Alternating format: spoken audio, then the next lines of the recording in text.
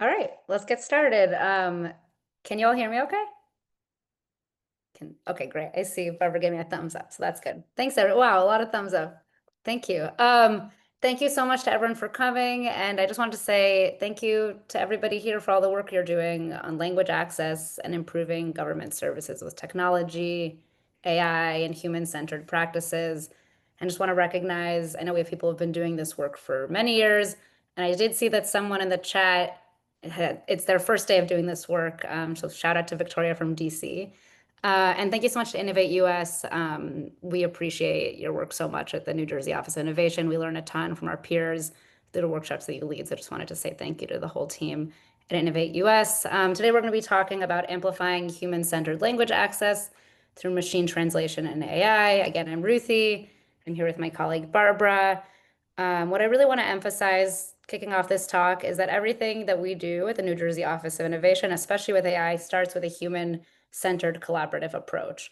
For us, this collaboration is with New Jersey residents, bilingual support staff like call center agents, community-based organizations who work with bilingual and multilingual residents, and all of those partners collaborate with our team and teach us about how we can be doing a better job of making government services easier for everybody to understand and take opportunity of.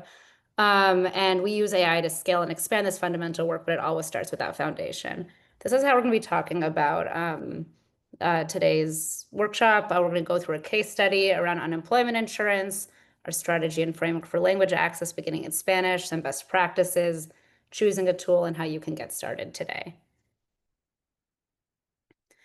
So yeah, again, we're going to start by talking about a human-centered approach to modernizing unemployment insurance in the state of New Jersey. And specifically, we're going to talk a little about what we did in general around unemployment insurance, and then specifically around how we improved the experience for Spanish speakers in New Jersey. So starting with the problem, you can see here's some quotes that we heard from people when we kicked off this project around the challenges Spanish speakers faced when trying to get access to unemployment insurance. I'll just read these out loud. I think it's helpful to hear. A call center agent let us know, I noticed that a lot of Spanish speakers are paying a third-party agency when they should be able to make a claim for free by themselves online.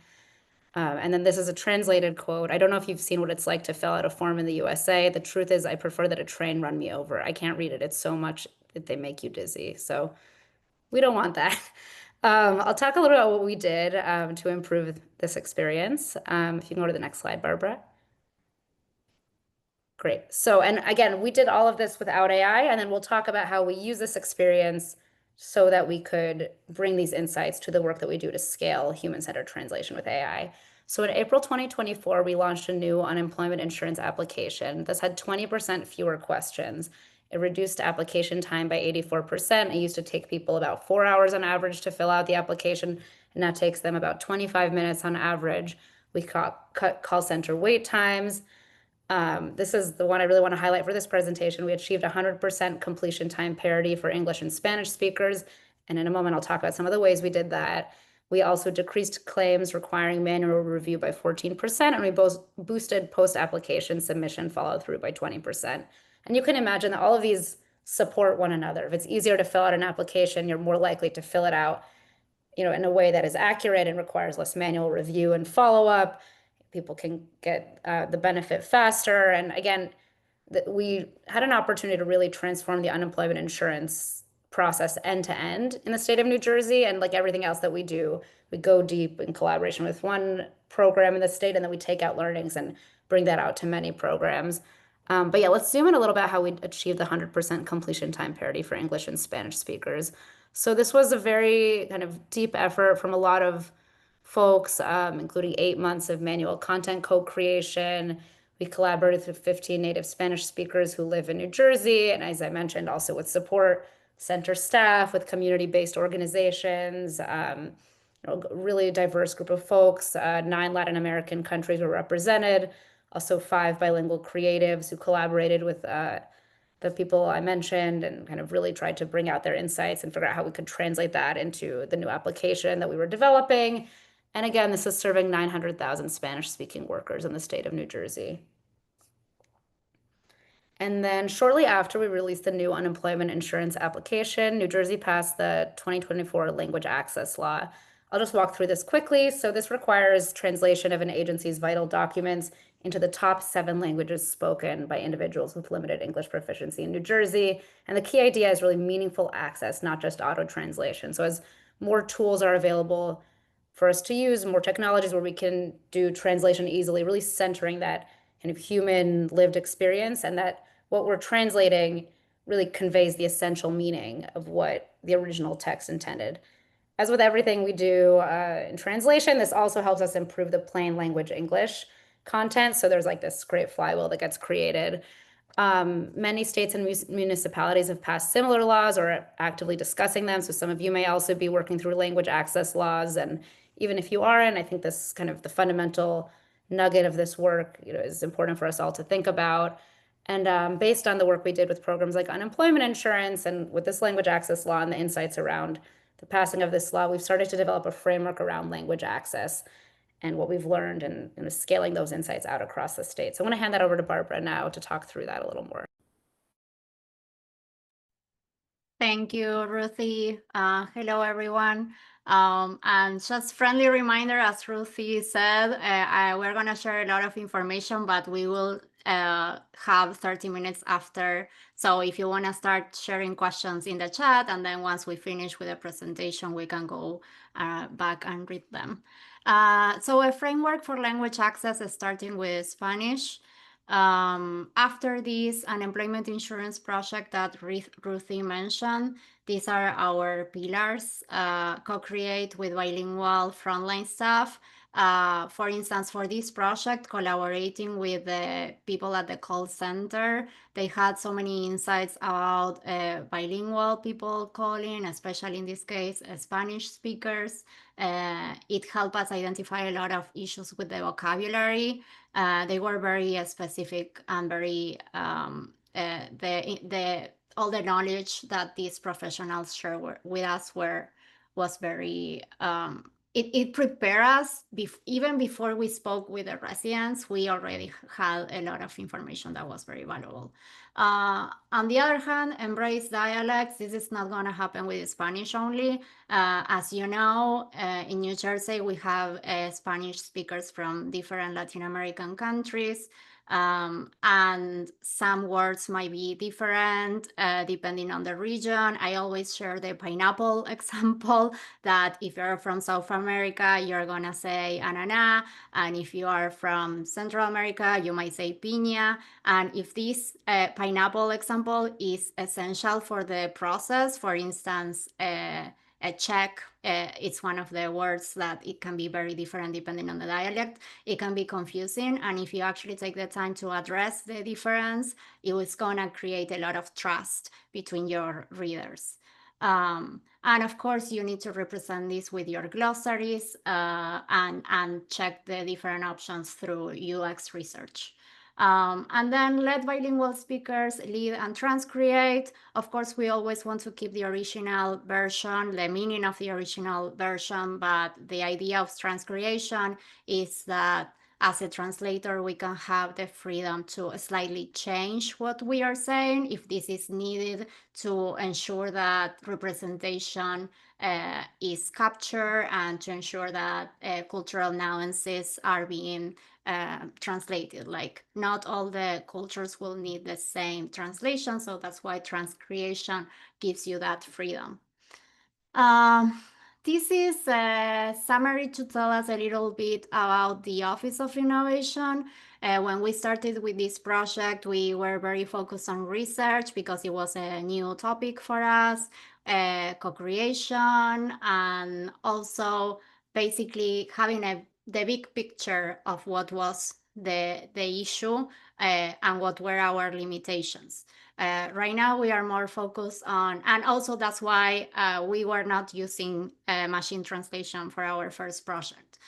Right now that we know more about the technologies and what are the best ways we can use it to scale our translations, we are focused on technical resources and also socializing our learnings like this webinar or playbooks and guidelines.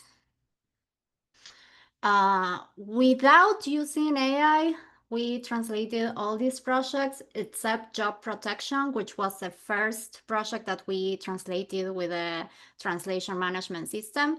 But manually or like in a hybrid way, we translated for unemployment insurance, disability info hub, eviction help, family leave, direct file and file your state taxes, and an internalization list that I will be happy to share, which is basically a list with very common expressions and calls to actions and how we want to say them in English and how we want to say them in Spanish, based on testing and also based on other services that have been translating for a while. And right now, we will be translated file your taxes, and that's going to be with machine translation. Not right now, in a couple months, because right now we're more focused on the English version.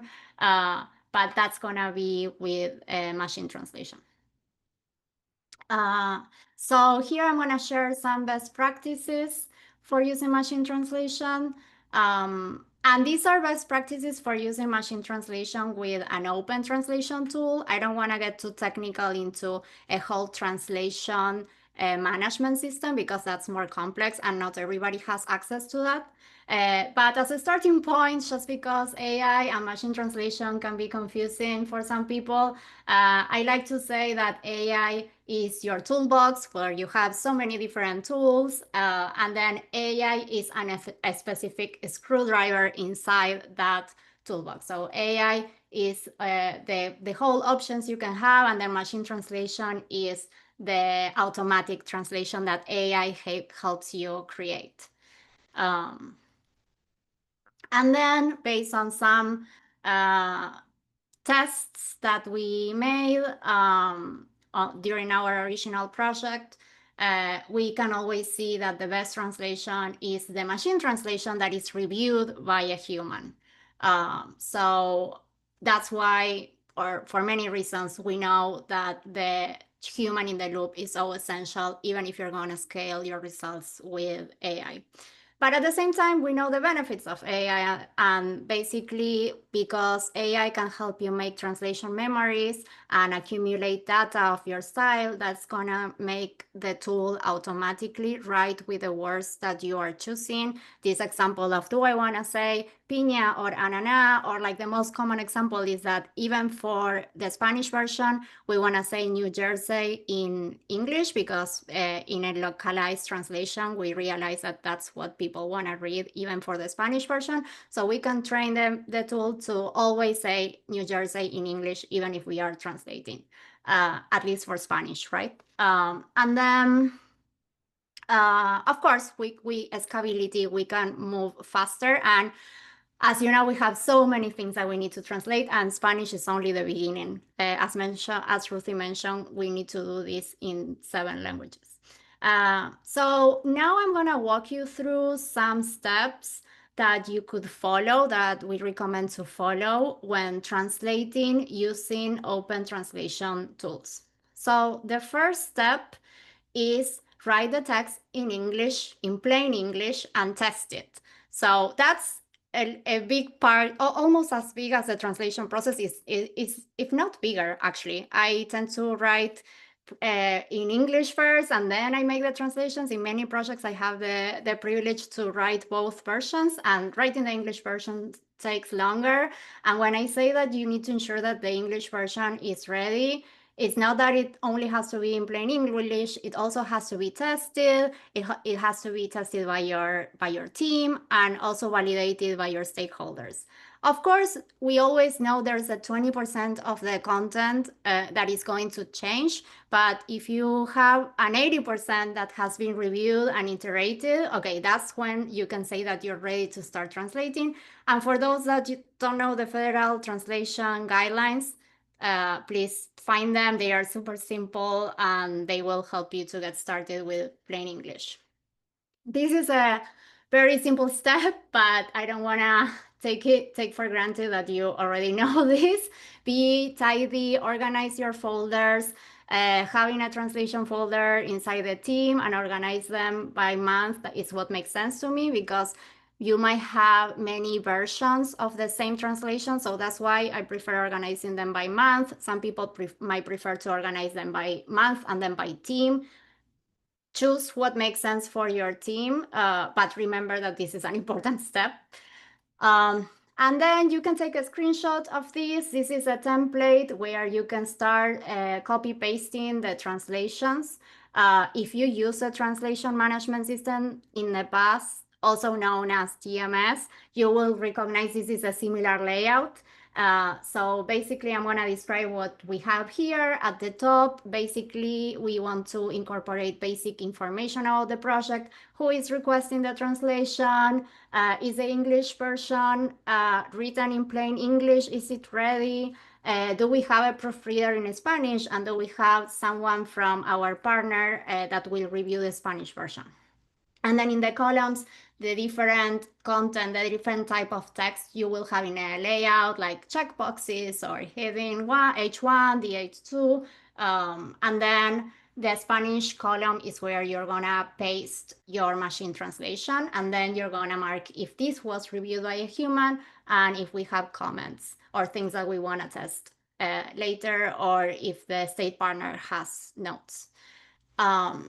These are some basic prompts. I will show the same slide, but with an example. But we all know that when we are working with an AI assistant, we need to be specific about the instructions. We need to pretend it's someone that we are speaking with, that we're having a conversation with. And this is some prompts that I recommend for translation. Again, this might change if you are doing this for another language or for a very specific project. And also the details will change on your style. But for us, we are saying that the language has to be Latin American Spanish. For instance, we don't have a lot of Spanish speakers from Spain, so that's why we want to make this clarification. If your product is for people for a very specific dialect, you can be even more granular. The formality, we want to use usted pronoun. Again, this might change depending on the product. For some products, we use the tu pronoun because we want to be consistent with pre-existent parts of the same product. We care about being gender neutral, which is possible to do in Spanish, but it can be tricky. And then the format, we want the machine translation, the AI assistant to present the results into columns so that we can see the English version. So now I'm going to show a little demo and then a follow-up question that you will see in the demo. But basically a follow-up question that I tend to ask is, can you tell me the same but with a different dialect? Is so that I can identify what terms might need a synonym. So I'm going to play the demo now and I will voice over it. Copy paste the prompt. This is the NJ AI assistant. You can use the tool that you trust the most. I don't want to mention vendors, but you know them. You add the copy that you want to translate. You get the result, and then you ask the follow-up question. Based on this result, do you recommend synonyms I should consider to recognize the dialects? So it's giving me some alternatives. So now I transfer the Spanish version to my template. I made a mistake here. It's not English, it's English, Spanish, of course.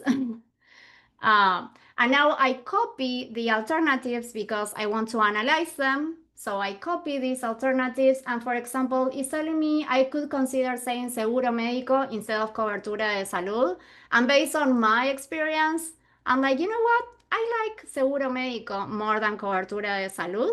So I'm going to replace it. I will use seguro médico. I think it's more aligned to healthcare coverage. And it might be more evergreen for Spanish speakers. And then the same thing. So now I'm like, okay, I'm done. I included that suggestion.